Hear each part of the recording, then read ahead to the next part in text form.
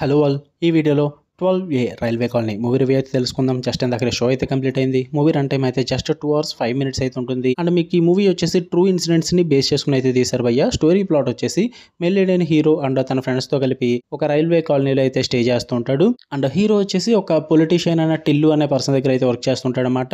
ఆ టిల్లు అనే పర్సన్ హీరోకి ఒక పార్సిల్ ఇచ్చి దాన్ని చాలా జాగ్రత్తగా దాచిపెట్టమంటాడు.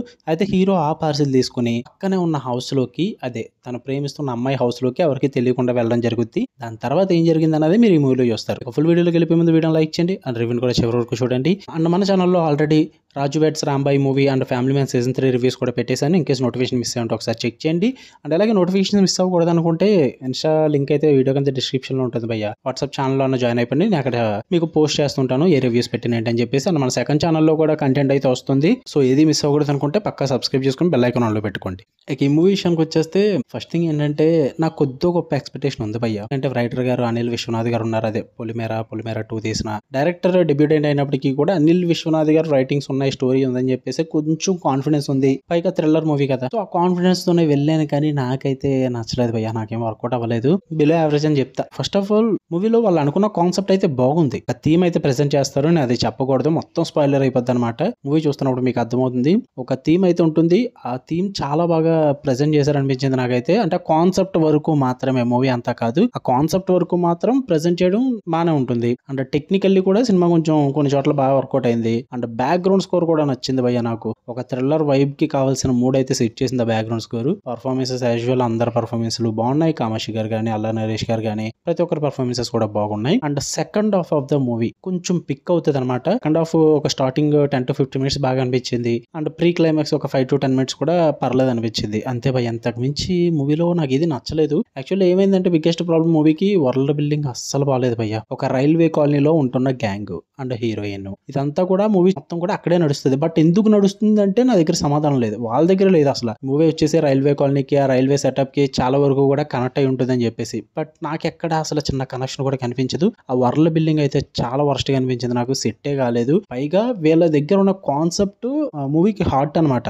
ఆ హార్ట్ ని ఎప్పుడు ప్రెజెంట్ చేస్తారంటే ఇంటర్వెల్ లో ప్రెజెంట్ చేస్తారు. మరి first half of the movie అంతా మీరు భరించాలి. నేనైతే భరించలేకపోయాను. చాలా కష్టంగా అనిపించింది నాకు. ఎందుకంటే క్యారెక్టర్ ఇంట్రడక్షన్స్ కి, అంటే స్టోరీని డెవలప్ చేసుకోవడానికి ఒక 15 minutes సరిపోద్ది, లేదా ఒక 20 minutes చెప్తే సరిపోద్ది భయ్య.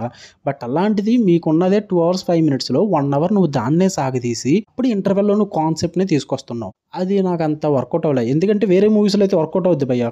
కమర్షియల్ మూవీస్ కానీ, ఒక నార్మల్ యాక్షన్ ఎంటర్టైనర్ మూవీస్ కానీ, ఇలాంటి వాటిలో వర్కౌట్ అవుద్ది. బట్ థ్రిల్లర్ మూవీస్ లో ఆడియన్స్ ని స్టార్టింగ్ నుంచి ఎంగేజ్ చేయాలంటే నువ్వు కాన్సెప్ట్ ని స్టార్టింగ్ ప్రెజెంట్ చెయ్యాలి. దాని చుట్టారా నువ్వు డ్రామా రాసుకోవాలి అన్నది నా ఒపీనియన్. బట్ ఇక్కడ ప్రాబ్లం అయితే వరల్డ్ బిల్డింగ్ అసలు వర్కౌట్ అవ్వలేదు. ఆ రైటింగ్స్ అన్ని ఫస్ట్ హాఫ్ లో మిమ్మల్ని స్టోరీ కనెక్ట్ అయ్యేలా చెయ్యు, ఎంగేజ్ కూడా అవ్వవు అనమాట. సో అదే బిగ్గెస్ట్ ప్రాబ్లం అనిపించింది. But once concept interval bank దగ్గర కొంచెం ఇంట్రెస్టింగ్ అనిపిస్తుంది. బట్ మళ్ళీ సెకండ్ హాఫ్ లో పడుకోబెడేస్తారు ఆబ్వియస్లీ. ఎందుకంటే వీళ్ళు ఏదేదో చేద్దాం, ఆడియన్స్ ని గెస్ట్ చేయనివ్వకూడదు, ట్విస్టులు గట్టిగా రాసేసుకుందాం అని ఏదేదో ప్లాన్ చేసుకుని మూవీని ఏదేదో చేసేసారని చెప్తాను నేనైతే. సరైన కనెక్షన్స్ ఉండవు. అండ్ ఆ ట్విస్ట్ రివిలేషన్స్ అయితే చాలా వర్స్ట్. నాకు అస్సలు వర్కౌట్ అలా రివిలేషన్స్ అన్నవి. అందులో వీళ్ళు రాసుకున్న ఒక 3-4 ట్విస్ట్లు అయితే అందులో 2-3 మీకు అర్థమైపోతాయి అనమాట. కరెక్ట్ గా సినిమా చూసిన వాళ్ళందరికీ కూడా అర్థమైపోద్ది. అది నాకు అసలు ప్రాబ్లమేటిక్ గా అనిపించింది. అండ్ నేనైతే పెద్ద మేధావునని కాదు, కానీ తెలిసిపోతుంది భయ్య ఎక్కువ థ్రిల్లర్స్ మూవీస్ చూసిన వాళ్ళకి. సో నాకు ఆ ట్విస్ట్లు కూడా వర్కౌట్ అవ్వలేదు. ఒకవేళ ట్విస్ట్లు వర్కౌట్ అవ్వకపోయినా ప్రాబ్లం లేదు. బట్ స్క్రీన్ ప్లే బాగుండుంటే నాకు అది ఓకే అనుకుందాను. బట్ స్క్రీన్ ప్లే నచ్చలేదు నాకు. అసలు చాలా బోర్ కొట్టింది మూవీ అయితే. ఈవెన్ 2 hours 5 minutes అయినప్పటికీ కూడా మూవీ నాకు ఏదో 2.5 hours పైన సాగతీస్తున్నారన్న ఫీల్ అయితే వచ్చింది. మధ్యలో సాంగ్స్ ఉంటాయి. ఆ సాంగ్స్ ఎందుకు అసలు? ఒక ఫస్ట్ హాఫ్ లోనే మీకు 2-3 సాంగ్స్ వచ్చేస్తాయి అనమాట. నాకు అది అస్సలు వర్కౌట్ అవ్వలేదు. సాంగ్స్ అయితే చాలా డివేట్ చేసి నన్ను. ఫస్ట్ హాఫ్ అసలు నాకు నచ్చలేదు ఇంకా అసలు. సెకండ్ హాఫ్ కొద్దిగా గొప్ప చూడగలిగానే, అందుకే బిలో యావరేజ్ అంటున్నా. సెకండ్ హాఫ్ లో ట్విస్టుల కోసం ఆ రివిలేషన్స్ బాగాలేదు. మరి నాకైతే నచ్చలేదు. మీకు నచ్చచ్చేమో ఆ ట్విస్ట్లు ఏమైనా సర్ప్రైజ్ గా అనిపిస్తే. సో వాటి కోసం అండ్ ఒక థీమ్ అయితే తీసుకుంటారు వీళ్ళు.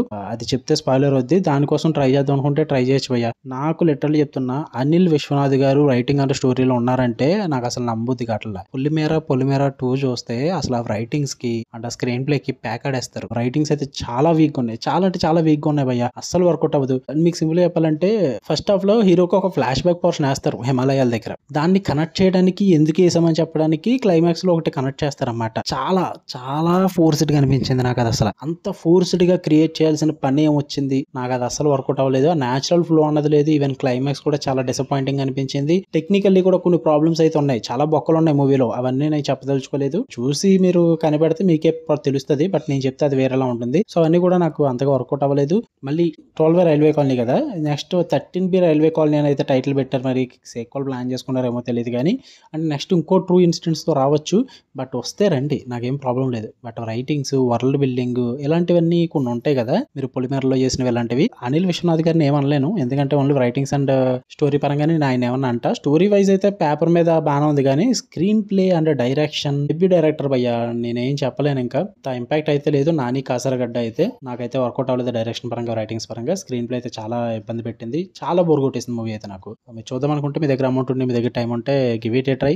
ఫ్యామిలీతో కూడా చూడొచ్చు, ప్రాబ్లం ఏం లేదు. వైలెన్స్ ఓకే అనుకుంటే. మీకు కన్నా వీడియో నచ్చితే లైక్ చేయండి, షేర్ చేయండి, మీ ఒపీనియన్స్ కూడా కామెంట్ చేయండి. ఇలాంటి మరిన్ని interesting movies and web series reviews and suggestions కోసం మన ఛానల్ సబ్స్క్రైబ్ చేసుకుని బెల్ ఐకాన్ ఆన్లో పెట్టుకోండి. Love you all, by.